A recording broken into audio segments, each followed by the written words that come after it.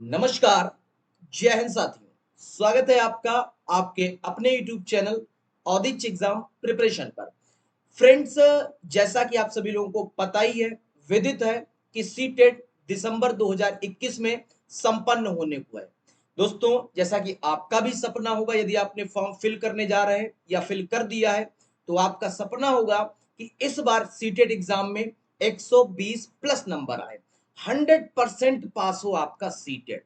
तो दोस्तों, इसी सपने के साथ साथ आपने इस वीडियो को, इस लाइव सेशन को क्लिक किया होगा। तो दोस्तों, मैं वादा करता हूं, जो जो इस वीडियो में मैं बताऊंगा, जो जो प्रोसेस बताऊंगा, बस उतना आप फॉलो कर लीजिए। मैंने ऑफलाइन और ऑनलाइन में लगभग लगभग 5000 प्लस बच्चों को इस स्ट्रेटेजी के साथ, इस रणनीति के साथ बच्चों को पास कराया है। लगभग लगभग 2 से 3 हजार बच्चे ऐसे थे जिनके 120 प्लस नंबर दोस्तों आए हैं। दोस्तों, स्टार्ट करते हैं अपनी वीडियो को। सबसे पहले आपको क्या करना है दोस्तों, किसी भी एग्जाम को क्रैक करने के लिए सबसे पहले क्या जरूरी होता है कि आप सिलेबस क्या पढ़ें, आपका मार्ग सही है कि नहीं सही है। ऐसा तो नहीं कई सारे रास्ते आपके सामने दिख रहे हैं, आप उस रास्ते पे जा रहे हैं जिस रास्ते पे आपका जाना उचित हो, वह आपका रास्ता बिल्कुल सटीक हो, सिलेबस बिल्कुल ओरिएंटेड होना चाहिए, सिलेबस आपको पता होना चाहिए। दूसरी बात, टाइम मैनेजमेंट कैसा होना चाहिए, टाइम मैनेजमेंट कैसा होना चाहिए। तीसरी बात, प्रैक्टिस सेट लगाएं तो कहां से लगाएं, प्रैक्टिस सेट लगाएं तो कहां से लगाएं। ये सब क्वेश्चंस आपके दिमाग में घूम रहे हैं प्रेजेंट टाइम में। प्रैक्टिस सेट लगाएं तो कहां से लगाएं, कंटेंट पढ़ें तो कैसे पढ़ें, यही तो दिमाग में आपके घूम रहे होंगे। हाँ, मुझे पता है दोस्तों, क्योंकि एक्सपीरियंस है, आप सभी के प्रैक्टिकल कर चुका हूं कई सारे अभ्यर्थियों पर, जिनको मैंने एग्जाम क्रैक करवाया, जिनको पढ़ा करके, जिनको सटीक रणनीति के साथ क्रैक कराया। दोस्तों, सबसे पहले आपको पता होना चाहिए सिलेबस क्या है आपका। बाल विकास एवं शिक्षा शास्त्र में आपका सिलेबस ये रहा। भैया, ज्यों का त्यों जैसा लिखा है वैसा ही पढ़ना है। कहां से पढ़ना ये बता देंगे। पीडीएफ, ये सिलेबस की पूरी पीडीएफ डिस्क्रिप्शन बॉक्स में लिंक दिया गया है ग्रुप का, वहां जुड़ जाना दे देंगे। लेकिन अभी आप कंसंट्रेट कंटिन्यूअस तरीके से सुन लो इसको। विकास की अवधारणाएं एवं अधिगम संबंध बिल्कुल 1 से 2 नंबर आना तय है। बाल विकास के सिद्धांत वाइगॉस्की, लॉरेंस कोहलबर्ग, जिन पियाजे आना तय है। आनुवांशिकता एवं वातावरण का प्रभाव, सामाजिकरण की प्रक्रिया, पियाजे, कोहलबर्ग, वाइगॉस्की, बाल केंद्रित शिक्षा और प्रगतिशील शिक्षा, समावेशी शिक्षा, ये आपकी क्वेश्चन बनेंगे यहां से। जिसको आप, समावेशी शिक्षा क्या होती दोस्तों, वही शिक्षा जिसमें समान पाठ्यक्रम के द्वारा, समान विद्यालय में, समान समय में, एक समान कक्षा के द्वारा सभी विशेष और विशिष्ट बालकों को और सामान्य बालकों को एक साथ दी जाने वाली शिक्षा व्यवस्था, वह आपकी समावेशी शिक्षा व्यवस्था कहलाती। इस तरीके से प्रश्न आएंगे। बुद्धि निर्माण और बहुआयामी बुद्धि क्या होता है, इससे बनेंगे आपके। भाषा और चिंतन क्या है, इससे बनेंगे। सामाजिक निर्माण में लैंगिक मुद्दे, लैंगिक रूढ़वादिता बहुत बहुत इंपॉर्टेंट, हर बार आता है, इस बार भी आएगा। व्यक्तिक विभिन्नता बहुत इंपॉर्टेंट, हर बार आता, इस बार भी आएगा। अधिगम का मूल्यांकन। और दोस्तों, जो मैं टॉपिक बता रहा हूं ना आपको, ये शिक्षण शास्त्र के कॉमन टॉपिक है, ऐसा नहीं कि सीडीपी में ही आएंगे। ये आपके हिंदी में भी पूछे जा सकते हैं, आपके संस्कृत में भी पूछे जा सकते हैं। तो ये मिक्स सारे टॉपिक मैं बता रहा हूं आपको सब, मतलब इतने टॉपिक यदि आप पढ़ लोगे, फिर आपको कहीं से भी कुछ भी पढ़ने की आवश्यकता नहीं। अभी मैं आपको सिलेबस बता रहा हूं, इसके बाद मैं बताऊंगा कि टाइम मैनेजमेंट कैसे करना है, उसके बाद मैं बताऊंगा प्रैक्टिस सेट कहां से करने हैं, कंटेंट, ये वाला कंटेंट कहां से पढ़ेंगे। पिछड़े बालकों तथा अधिगम आवश्यकता वाले बालकों की पहचान करना, ये बच्चों को सोचना एवं सीखना, शिक्षण अधिगम की मूल प्रक्रियाएं, बालक एक समस्या साधक है अन्वेषक के रूप में, बच्चों में अधिगम की वैकल्पिक अवधारणाएं, संज्ञान एवं संवेग, अभिप्रेरणा एवं अधिगम, राष्ट्रीय पाठ मोस्ट इंपॉर्टेंट राष्ट्रीय पाठ्यचर्या की रूपरेखा 2005। प्रतिभाशाली एवं सृजनात्मक बालक मोस्ट इंपॉर्टेंट आएगा ही आएगा। जो भैया मोस्ट इंपॉर्टेंट बता रहे हैं उनको पढ़ लेना। अब दोस्तों ये तो आपका सीडीपी का सिलेबस था और शिक्षण शास्त्र का सिलेबस था। अब आपको देखना है हिंदी भाषा एवं शिक्षण शास्त्र में आपको क्या क्या पढ़ना है। अपठित गद्यांश आपको 2011 से लेकर के 19 तक पेपर हुए हैं। इन सारे पेपर के अपठित गद्यांश की प्रैक्टिस कर लो भाई। कहां से करोगे बता दूंगा, प्रैक्टिस करनी है। दो आएंगे अपठित गद्यांश, एक आएगा 7 नंबर का और एक आएगा 8 नंबर का। तो ये मिलाकर के 15 नंबर के आपके अपठित गद्यांश आते हैं। दोनों गद्यांश 2011 में आया, पेपर हुआ, 12 में 2 पेपर हुए, 13 में 1 पेपर हुआ, 14 में 2 पेपर हुए, 15 में 1 हुआ, 16 में 2 हुए। कुल मिला के जितने भी पेपर हुए हैं सीटेट के अभी तक, सारे के सारे जो सिलेबस हैं आपके, उन सभी को पढ़ लेना है। ये दो। बाद में क्या करना है, अधिगम एवं अर्जन। अधिगम क्या है, भाषा अधिगम क्या है और भाषा अर्जन क्या है। इन दो चीजों से 2 नंबर का फिक्स है, आना अनिवार्य है। भाषा शिक्षण के सिद्धांत 2 से 3 नंबर का आना तय है। भाषा के कार्य एवं इसके विकास में बोलने एवं सुनने की भूमिका 2 नंबर का तय। भाषा विविधता 3 से 4 नंबर का और भाषा कौशल 3 से 4 नंबर का। ये टोटल मिलाकर के आपका 15 नंबर का आएगा। सोचो टॉपिक कितने हैं, भाषा शिक्षण, अधिगम अर्जन, भाषा के कार्य, भाषा विविधता और भाषा कौशल। ये 5 टॉपिक मिलके आपको 15 नंबर दे रहा है सीटेट। इसीलिए तो हलवा है भाई। भाषा में पैराग्राफ आ गया, 7 नंबर का एक पैराग्राफ, 8 नंबर का एक पैराग्राफ। उसके बाद आपका आ गया ये अधिगम अर्जन, भाषा के सिद्धांत, भाषा कौशल और भाषा विविधता। अब चलते हैं दोस्तों, आपको बताते हैं कि भाषा बोध एवं प्रवीणता का मूल्यांकन, शिक्षक सहायक सामग्री और निदानात्मक एवं उपचारात्मक परीक्षा। इतना आपने पढ़ लिया तो हिंदी का सारा सिलेबस आपका कवर हो जाएगा। फिर हम बात करते हैं ईवीएस को, सिलेबस को लेकर के। ईवीएस का सिलेबस दोस्तों एनसीईआरटी की सबसे बढ़िया रिसोर्स, एनसीईआरटी की 3rd, 4th और 5th की बुक पढ़ लो बस। बोले सर बुक नहीं पढ़ पाएंगे, बहुत ज्यादा उसमें सिलेबस दिया, मत पढ़ो। 15 पेज के नोट्स मैंने बनाए हैं आप सभी लोगों के लिए बिल्कुल फ्री। डिस्क्रिप्शन बॉक्स में दिया होगा लिंक, वहां से जाना जुड़, बिल्कुल वहीं पर मिल जाएंगे नोट्स। साथ ही साथ जो सिलेबस बता रहा हूं ये सिलेबस भी वहां पर आपको मिल जाएगा। पर्यावरण अध्ययन में दोस्तों परिवार एवं मित्र पढ़ लेना, पौधे पढ़ लेना, जंतु, भोजन एवं पोषण, स्वास्थ्य एवं रोग, जल, आश्रय, यातायात, हम चीजें कैसे जाने, आपदा प्रबंधन और विविध मिसलेनियस डाटा। इतना पढ़ लिया, 15 नंबर क्लियर। उसके बाद यदि मैं बात करूं शिक्षण शास्त्र, ये 15 नंबर का आएगा आपका शिक्षण शास्त्र। पर्यावरण अध्ययन की अवधारणा, पर्यावरण अध्ययन की पर्यावरणीय शिक्षा, अधिगम के सिद्धांत, विज्ञान एवं सामाजिक विज्ञान में संबंध, पर्यावरण अध्ययन शिक्षण के तरीके, गतिविधियों एवं प्रयोगात्मक कार्य, शिक्षण सहायक सामग्री और पर्यावरण अध्ययन की समस्याएं।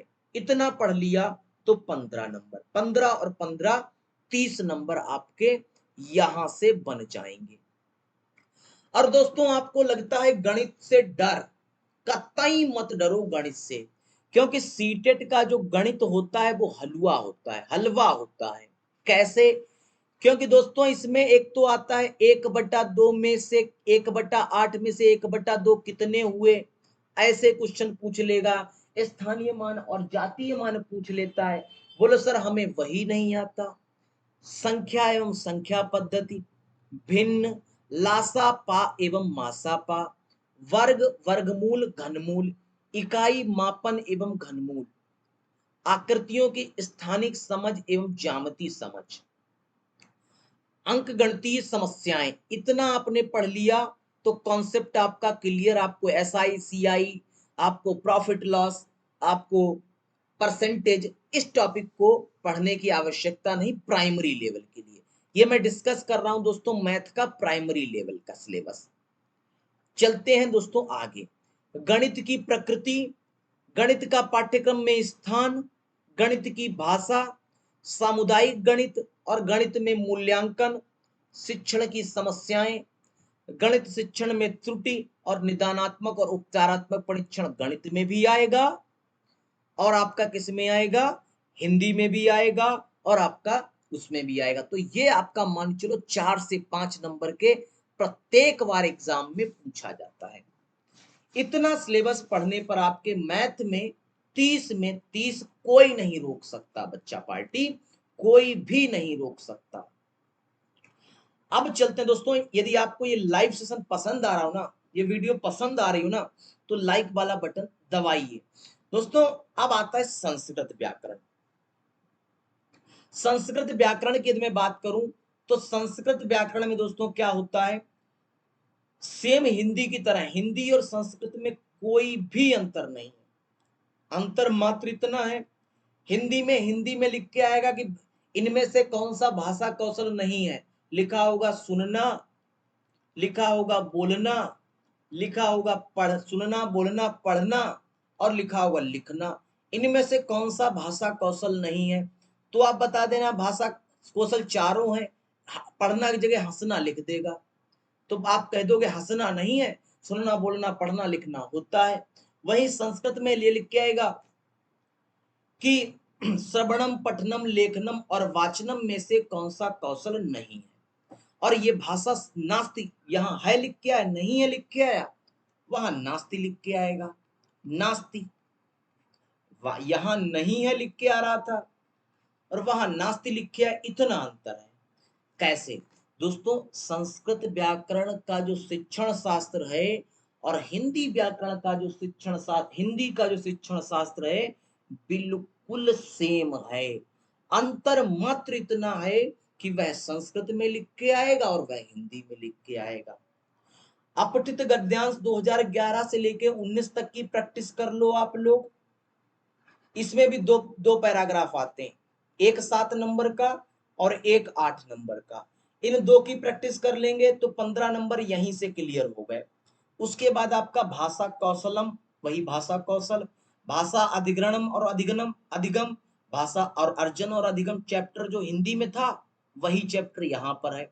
भाषा कौशल जो हिंदी में था वही चैप्टर यहाँ पर है। जो अधिगम अक्षमता सीडीपी में था, जो हिंदी में था, जो मैथ में था, वही यहाँ पे है। तो कहने का मतलब क्या है, जो लिखे भले इतने चैप्टर लग रहे हैं आपको, लेकिन पढ़ना बहुत कम पड़ेगा। बहुभाषिकता उत्कृष्ट लेखनम हिंदी में भी था, यहाँ भी है। भाषा का विकास हिंदी में भी था, यहाँ भी है। बस भाषा यहाँ संस्कृत में लिख के पेपर आएगा और वहां हिंदी में लिख के आएगा। कथा कथन एवं कविता और समावेशी शिक्षा हिंदी में भी, सीडीपी में भी और आपका संस्कृत में भी। अब बात करते हैं शब्द रूप अकारांत पुल्लिंग। राम के रूप आपको याद कर लेने और फल के रूप याद करने। शब्द रूप अकारांत रमा के रूप याद करने और इकारांत हरि के रूप याद करने। शब्द रूप उकारांत गुरु के याद करने, गुरु हरि रमा राम फल गुरु वह मैं और पठत पठ धातु। इतना आपने पढ़ लिया, 1 2 3 4 5 6 7 8 9, 9 धातु रूप आपने पढ़ लिए तो सीटेट में 4 नंबर कहीं नहीं गए। साथ ही साथ प्रत्यय आपका एकमात्र ऐसा टॉपिक है जो 2 नंबर का आता है और पूछा कहाँ जाता है। बोले सर 7 और 8 15 हो गए, 15 की पेडागोजी हो गई तो आपके तो 30 नंबर हो गए, तो ये टॉपिक कहाँ पूछे जाएंगे, ये वाले टॉपिक कहाँ पूछे जाएंगे। ये जो टॉपिक है दोस्तों, दो दो शब्द रूप, एक शब्द रूप आपका आ जाएगा एक पैराग्राफ में, एक शब्द रूप एक पैराग्राफ में, एक धातु एक पैराग्राफ में, एक धातु एक में, तो टोटल मिला के 4 हो गए। एक प्रत्यय एक पैराग्राफ में, एक प्रत्यय एक पैराग्राफ में, तो 2 हो गए। तो ये पैराग्राफ के अंदर क्वेश्चन बनते हैं। तो दोस्तों ये तो रहा आपका सिलेबस, और संधि समास पढ़ लो और उसके बाद आपको क्या करना है। अभी तक जितना भी आपने मैंने आपको सिलेबस बताया, अभी तक जितना भी सिलेबस बताया, भले ना आपने पढ़ा, लेकिन इसको जरूर पढ़ लेना। इसको नहीं पढ़ा तो समझ लो कुछ पढ़ा ही नहीं, क्योंकि ये आपका सीटेट एग्जाम होता है व्यवहारिक। जो सीटेट एग्जाम होता है वो व्यवहारिक होता है। अब मैं आपको बताता हूं कि प्रैक्टिस आपको कहां से करनी है। दोस्तों, प्रैक्टिस के लिए आपको सबसे बढ़िया रिसोर्स क्या है? प्रीवियस ईयर सॉल्व्ड पेपर किसी भी प्रकाशन का ले लीजिए। किसी भी प्रकाशन का प्रीवियस ईयर सॉल्व्ड पेपर ले लीजिए। नहीं लेने का मन है तो डिस्क्रिप्शन बॉक्स में लिंक दिया गया है चैनल का, टेलीग्राम ग्रुप का, वहां जुड़ जाइए। पीडीएफ फॉर्म में मैं वहां पर प्रोवाइड करा दूंगा। प्रीवियस ईयर सॉल्व्ड पेपर यदि नहीं लगा पा रहे हो आप, तो एग्जाम में मत बैठना, फेल हो जाओगे। अब मैं आपको कड़वी बात बता रहा हूं। प्रीवियस ईयर सॉल्व्ड पेपर बगैर लगाए यदि आप सीटेट का पेपर देने गए तो फेल कर जाओगे, कंटेंट कितना भी पढ़ लो। कारण क्या? क्योंकि सीटेट व्यवहारिक होता है, और व्यवहारिक तभी आपका डेवलप करेगा जब आप प्रैक्टिस करोगे। तो प्रीवियस ईयर सॉल्व पेपर पढ़ना मोस्ट मोस्ट इंपॉर्टेंट। अब मैं आपको बताता हूं, मैंने आपको सिलेबस डिस्कस किया, प्रैक्टिस डिस्कस की। अब मैं आपसे डिस्कस कर रहा हूं टाइम मैनेजमेंट। बहुत टाइम है आपके पास। सीटेट एग्जाम इतना हलवा है, इससे सरल कोई एग्जाम है ही नहीं। कैसे पढ़ना, बस इतना आपको पता होना चाहिए। देखो दोस्तों, सबसे पहले आपको सिलेबस पूरा का पूरा पढ़ लेना जितना मैंने बताया। पीडीएफ आपको मिल जाएगी टेलीग्राम ग्रुप पर। सॉल्व्ड पेपर आपको पढ़ना है, सॉल्व्ड पेपर पढ़ना है, इतना आपको पढ़ना है। उसके बाद दोस्तों आपको क्या करना है? इतना यदि आपने पढ़ लिया तो फिर आपको एक काम करना है, सिर्फ और सिर्फ कि कंटेंट को समय समय पर रिवीजन करते रहना है। रिवीजन करते रहना है, ठीक है भाई? समय समय पर रिवीजन करते रहना है। दोस्तों, यदि आप इस तरीके से फॉलो कर लेंगे, ये पूरी की पूरी स्ट्रेटजी फॉलो कर लेंगे, मैं आपसे इस बात का वादा करता हूं दोस्तों, मैंने ऑफलाइन में दोस्तों कम से कम 2 से 2,500 बच्चा सीटेट में, पिछली बार के सीटेट में इसी पूरी स्ट्रेटेजी के साथ पठन पाठन कराया। हाँ, इस चैनल का क्या योगदान है? 7:30 बजे एक वीडियो आएगी 10 मिनट की। 10 से 15 मिनट का आपका समय मात्र लेंगे हम आपसे। डेली 10 से 15, भाई 10 से 15 मिनट में आप क्या कर सकते हो? किसी दोस्त से बात कर रहे हो तो बात मत करना, किसी से चैटिंग करते हो तो चैटिंग मत करना, या करते हुए 10 से 15 मिनट 7:30 बजे डेली निकाल लिया करो। ये जो जितने टॉपिक मैंने आपको बताए, ये सारे के सारे टॉपिक मैं आपको 10 से 15 मिनट में डेली इस चैनल पर पढ़ा दिया करूंगा। नोट्स बनाना सीख लो, एक कॉपी ले लो छोटी सी, और जो मैं पढ़ाऊं उसको लिखते रहो। बस 10 मिनट की वीडियो देखो और लिख लो। कुछ मत, कहीं से मत पढ़ो, किसी के पेड नोट्स नहीं, कुछ नहीं। इतना कर लो, देख लो। इतना करने के बाद आप सॉल्व पेपर लगाना, किसी का प्रैक्टिस सेट उठा के लगाना। ना नंबर आए तो फिर कहना दोस्तों। यदि दोस्तों आप यहां तक आ चुके हैं तो इसका मतलब आपको ये लाइव सेशन, ये वीडियोस आपको बहुत अच्छी लगी, ये वीडियो आपको अच्छी लगी, तो दोस्तों चैनल को सब्सक्राइब कर लीजिए, और अभी तक लाइक नहीं किया तो एक लाइक देते हुए जाइए। क्योंकि दोस्तों जितने ज्यादा लाइक्स होते हैं उतना ज्यादा से ज्यादा मोटिवेशन मिलता है दोस्तों क्वालिटी कंटेंट देने के लिए। तो ये सारा का सारा क्वालिटी कंटेंट आपको इस चैनल के माध्यम से समय समय पर मिलता रहेगा। 7:30 बजे डेली आपको 10 से 15 मिनट इस चैनल को विजिट कर लेना है पूरे दिन में, और कुछ नहीं करना। मस्त रहो, व्यस्त रहो, 10 से 15 मिनट डेली आ जाओ इस चैनल पर। धन्यवाद। जय हिंद साथियों, मिलते हैं एक नेक्स्ट वीडियो के साथ, एक नेक्स्ट टॉपिक के साथ।